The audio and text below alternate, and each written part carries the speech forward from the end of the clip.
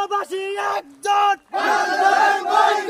বাংলাদেশ বর্তমান কোটা সংস্কার আন্দোলনকে কেন্দ্র করে বাংলাদেশ সরকারের পোশাক কুত্তালিক নামক সন্ত্রাসী ও পুলিশ নামক কুলাঙ্গারেরা আমাদের ছাত্র ভাই এবং বোনদেরকে যেভাবে গুলি করে হত্যা করতেছে, তাই সেই কার্যকাণ্ডের উপর নিন্দা জানিয়ে আমরা বাংলাদেশ স্বৈরাচারী সরকার সহ বাংলাদেশ ব্যাংক সবকিছু বয়কট করলাম। আপনারা কি রাজি আছেন? তাই আমরা মালয়েশিয়া সহ সারা বিশ্বের যত প্রবাসী যেখানে যে অবস্থায় যে পরিস্থিতিতে আছি সেখান থেকে সাহায্য করবো আমাদের ছাত্র ভাইদেরকে। আপনারা কি রাজি? আপনারা হয়তো ভাবছেন আমরা প্রবাসের মাটি থেকে কিভাবে আমাদের ছাত্র ভাইদেরকে সাহায্য করতে পারি।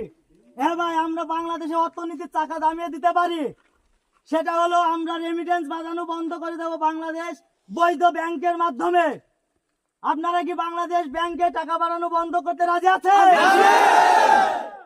মানে আমরা প্রবাসীরা আজ 2 দিন যাবত বাংলাদেশে আমাদের পরিবারের সাথে যোগাযোগ করতে পারছি না। এমনকি বাংলাদেশ থেকে আমাদের ইন্টারনেট ব্যবস্থাপনা বিচ্ছিন্ন করার মাধ্যমে আমাদেরকেও বাংলাদেশ থেকে বিচ্ছিন্ন করে দেওয়া হয়েছে। আমরা সেই প্রতিবাদে এখান থেকে প্রতিবাদ করব, বাংলাদেশের রেমিটেন্স বাড়ানো বন্ধ করে দেব। বন্ধ বন্ধ বন্ধ বন্ধ বন্ধ। আমাদের এই মালয়েশিয়া প্রবাসী থেকে সারা বিশ্বের যত প্রবাসী আমরা যেখানে আছি না কেন সবার কাছে আমরা একটা বার্তা পৌঁছাতে চাই, বাংলাদেশ ব্যাংক বাংলাদেশ ব্যাংক একজোট হব। আমরা বাংলাদেশ ব্যাংকে কোনো রেমিটেন্স পাঠাবো না। ছাত্র ভাইদের ভাই বোনদের উপর নির্যাতন করতেছে, এই যে আমাদের আবু সাইদ ভাই সে শহীদ হয়ে গেছে, তার জন্য আমরা সবাই দোয়া মাগফিরাত কামনা করবো।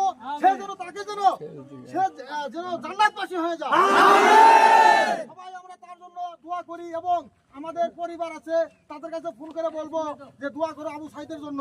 হ্যাঁ, আর আমরা বিশেষ মনের দুঃখ আমাদের প্রবাসীদের, আজকে 3 দিন 4 দিন যাবত আমরা কেউ কোনো কথা বলতে পারতেছি না। বাংলাদেশে আমাদের পরিবার কি অবস্থা থাকলো না থাকলো তাও খোঁজ খবর নিতে পারতেছি না। আমরা এখানে কি অবস্থা আছি তারাও খোঁজ খবর নিতে পারতেছি না। এই জন্যই আমরা মালয়েশিয়া প্রবাসী যত আছি এবং অন্যান্য বিশ্বের যত প্রবাসী আছি সবাই আমরা 1 মাসের জন্য বাংলাদেশ ব্যাংকে কোনো টাকা পাঠাবো না।